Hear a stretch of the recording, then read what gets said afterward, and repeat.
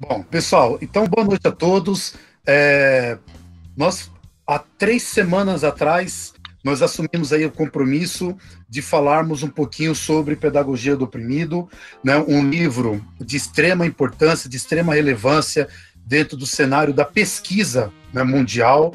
Não é à toa que ele está entre os 3 livros mais citados no mundo, no tocante à pesquisa, e isso em todas as áreas, tá? Não apenas da área das ciências humanas, mas em todas as áreas de um modo geral. Um livro que recentemente completou 52 anos, né, da sua primeira edição, então um tempo também já de estrada. Eu costumo dizer que o livro ficou extremamente bom porque ele conseguiu tirar a essência do que já era bom em educação como prática de liberdade, conseguiu melhorar ainda um pouco mais. Aliás, muito mais. Né? E é interessante porque no ano que vem nós teremos o centenário, né? O centenário do nascimento de Paulo Freire. Então, de repente, uma data aí também bastante importante para que, de repente, nós possamos estar prestando as devidas homenagens. Então, Pedagogia do Oprimido, sem muitas delongas, de certa forma, apresentar ali de maneira, vamos dizer assim, um tanto quanto concisa, ou tirar, né, um pouco ali a essência daquilo que, de certa forma, representa esses capítulos aí. Tranquilo? Então, para que nós não possamos perder tempo, já vou passar aí a bola para o pessoal do grupo 1 e a fala, neste momento, será do grupo 1. Pedagogia do oprimido, ela vem oriunda da educação libertadora. Eu coloquei um slide aqui que não tem como a gente falar da pedagogia do oprimido sem falar da educação libertadora. Aonde se coloca aqui, né, tem uma imagem que está aqui a tia Anastácia e depois tem a Casa Grande, a Senzala. Por que foi colocada essa imagem? Justamente para poder explicar essa educação libertadora, aonde, para a gente iniciar essa conversa, a gente tem que entender como que se inicia o processo de alfabetização pela pedagogia do oprimido, que é o seguinte: os escravos antigamente, eles tinham que ouvir o som e reproduzir esse som. A questão de ler e escrever foi num outro momento, num outro processo. Então, tem algumas palavras aqui bem características que a gente carrega até hoje. Então, por exemplo, a palavra oxente, que a gente ouve na Bahia, né? E a gente trouxe para cá, nós trouxemos para cá. Olha a gente, ó o pai, ó, olha só para isso. De vera, que é a palavra tipicamente mineira. É verdade. Por quê? Porque o pessoal ouvia o som e reproduzia. É mais ou menos por aí para poder entender, né, o processo de alfabetização a partir da educação libertadora de Paulo Freire. Ele coloca que, para o opressor, a pedagogia ela não é para ele, mas sim dele. E o que a gente entenda que a pedagogia para o opressor não é um processo que mais tarde vai dominar. Então é o seguinte, na nossa apresentação, a princípio, então, a questão do admirar. Então, o que é esse admirar? Ele coloca lá no prefácio a palavra admirar de uma maneira separada, onde o AD, a gente pensa assim, à distância, e a palavra mirar é tão somente você sair do seu corpo, vou imaginar assim, você mirar. A partir do momento que você consegue o AD mirar, ou seja, visualizar você mesmo, o que ocorre? Você consegue, depois disso, ter a visão do mundo. Então, entrando a partir daí, no que ele chama de método de conscientização. Porque você observando a si mesmo, e você observando o mundo, você consegue conscientizar o mundo nesse princípio. Anteriormente, tinha a questão do som, que seria o processo de alfabetização. Que eu falei lá com o Monteiro Lobato, foi o primeiro escravagista, né? E no processo de alfabetização, por Paulo Freire, então o camarada, que é o que aconteceu com os escravos lá atrás, então ele reproduzia o som, a partir da reprodução do som, extremamente inteligente, anegrada, autodidata, transformava aquele som em palavras. Ou seja, primeiro processo de alfabetização. Eu acho que eu citei lá a palavra oxente, que significa olha a gente, ó pai, ó, Significa olha só para isso. Então foi esse processo. E a partir desse princípio que Paulo Freire ele tenta passar ao sistema educacional, que é o método de conscientização. Então, no método de conscientização, ele fala que esse método não é um processo de ensino, é o contrário, é um processo de aprendizagem. Então, não é um processo de ida, ele é um processo de volta.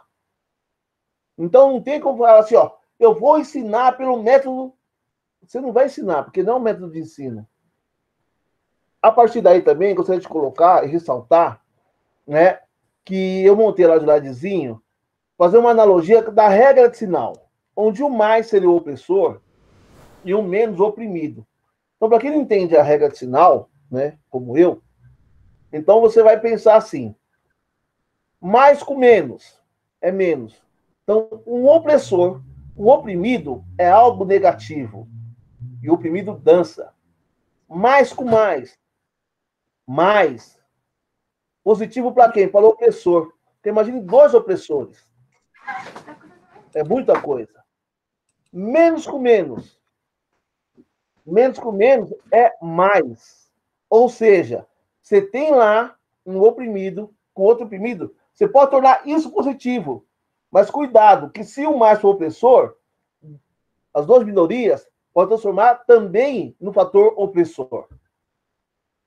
E fazendo uma comparação na educação bancária, se alguém tem dúvida ou não sabe o que é educação bancária, pode ler o Paulo Freire sim, mas também é só assistir o Centro de Mídias, que é uma educação bancária. É a mesma coisa.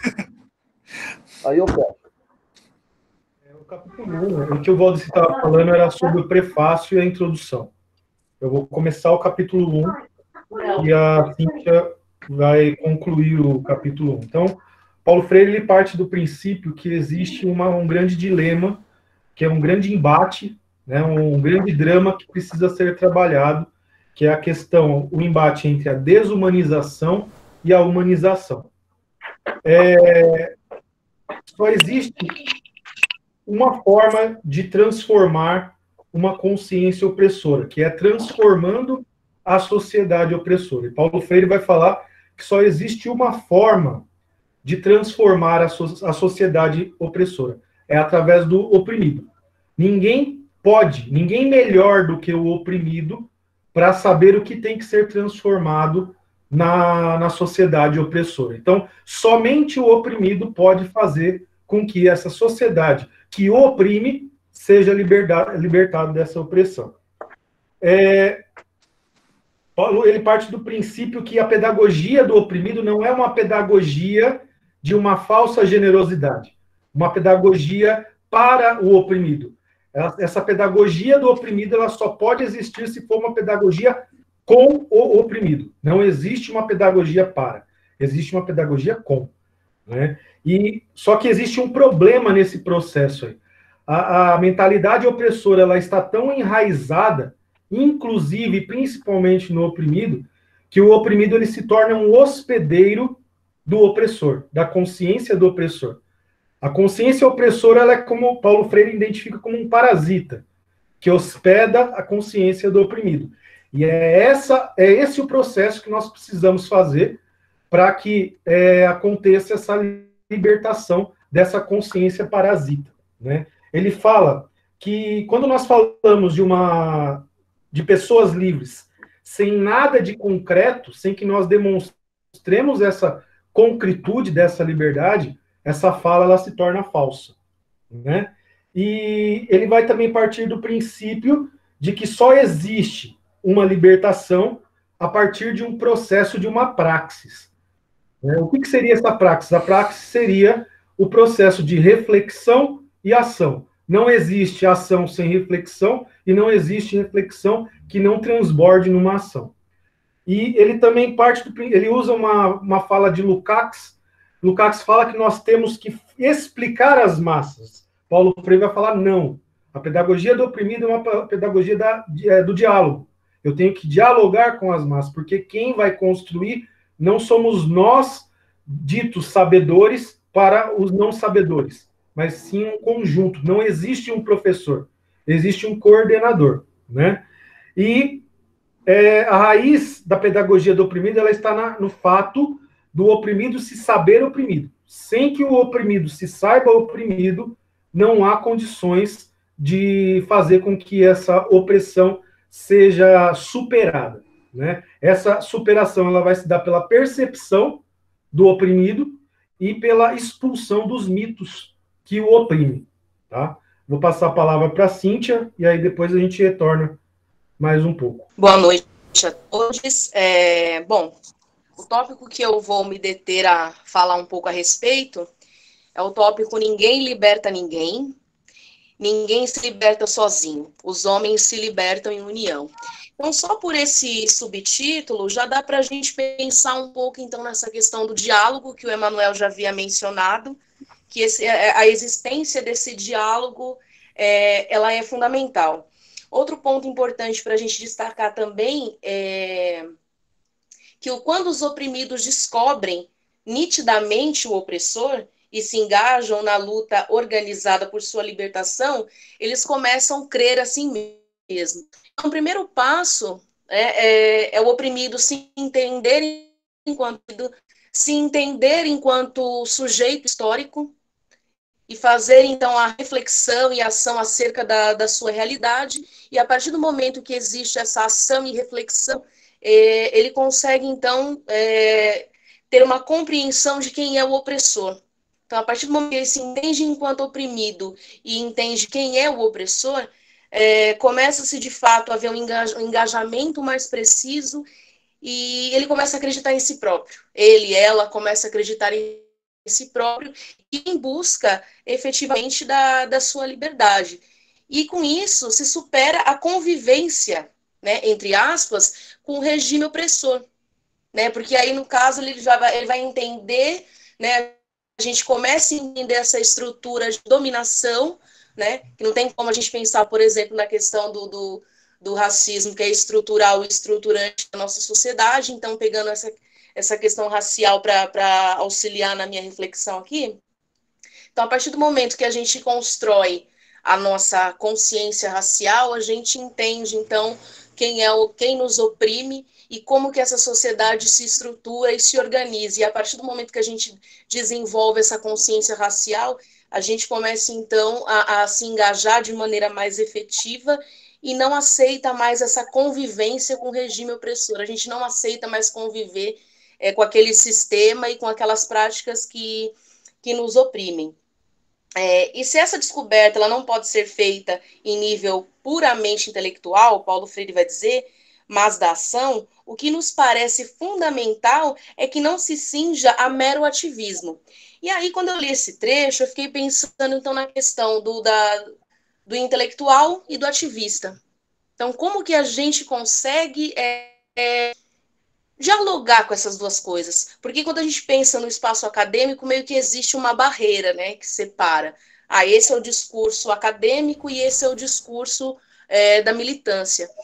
E eu acredito, né, esse texto também me ajudou a reforçar essa reflexão que eu vinha fazendo, que eu acredito que pode haver um diálogo entre essas duas coisas, que a gente pode tanto ser o intelectual, ser o pesquisadora, mas a gente também pode ser militante.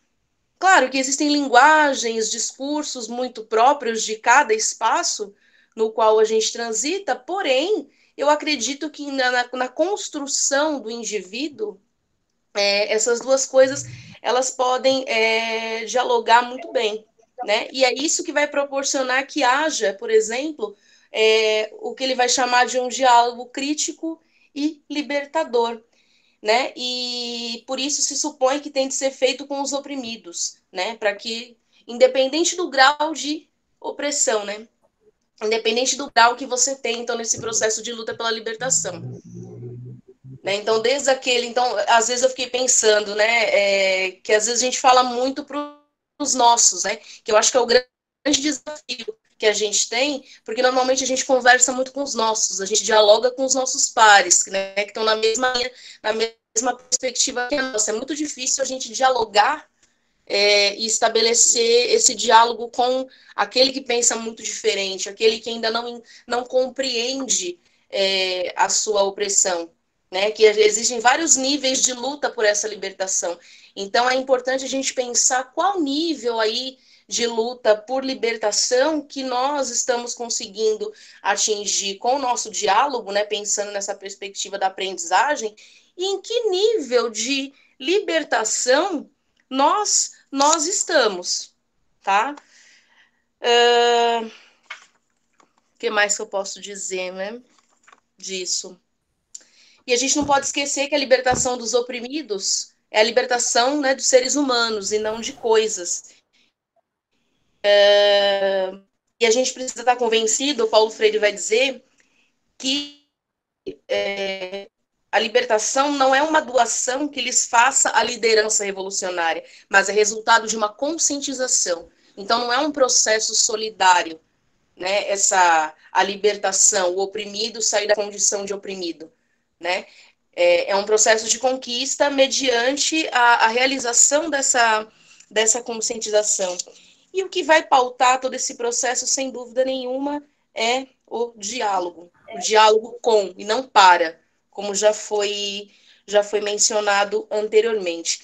E para que a gente consiga sempre fazer esse diálogo com, é fundamental o engajamento, que é o que a gente está fazendo agora, né? Esse exercício que nós estamos fazendo agora é um exercício de engajamento para fazer uma reflexão sobre a nossa própria prática, a nossa atuação em vários segmentos e como que nós vamos direcionar isso futuramente. É isso, obrigada.